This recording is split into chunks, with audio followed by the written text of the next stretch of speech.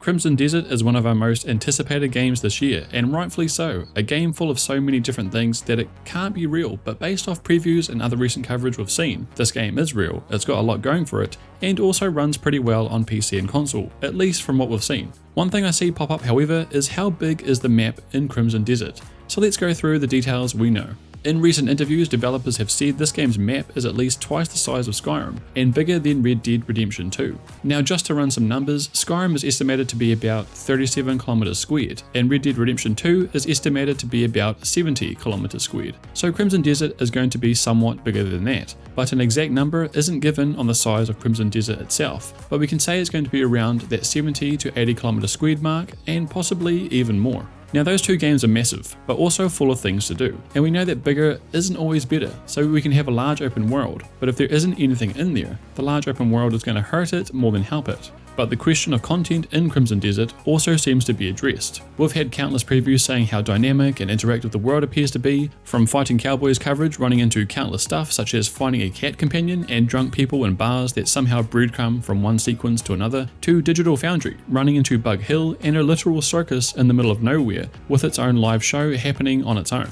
The continent of Pywel in Crimson Desert is going to be huge, and also broken down into 5 distinct regions. First up, we've got Hanand, a region full of mountains and rivers and the starting point for Crimson Desert. So think of this as an area that should be generally more peaceful than others as you come to grips with the game. Then we have Pywel, the northernmost region and homeland to the Greymanes, so expect a lot of the story to take place here. Next up we have Dimensis, the centre of Pywel's political and military force, and looks like a large medieval city, and probably a hub of many different things in the game. Next up we have Delecia, a region that is ahead of its time when it comes to science and technology, and most likely where we're going to be finding a lot of those mechs we've seen throughout the trailers. And finally the Crimson Desert itself, a large open world full of bandits and other creatures, and if you're a criminal most likely you'll find them out here. Crimson Desert is going to be huge, and at least a map size of 70 kilometers squared, and not just a large open world full of nice looking trees, but a lot of dynamic events and things to run into. Previews highlight how alive this world feels, but some of that we may not know for sure until we get our hands on the full release. But anyway, stay tuned to Games Night for more Crimson Desert coverage, as we'll be covering this game in detail with guides and other info.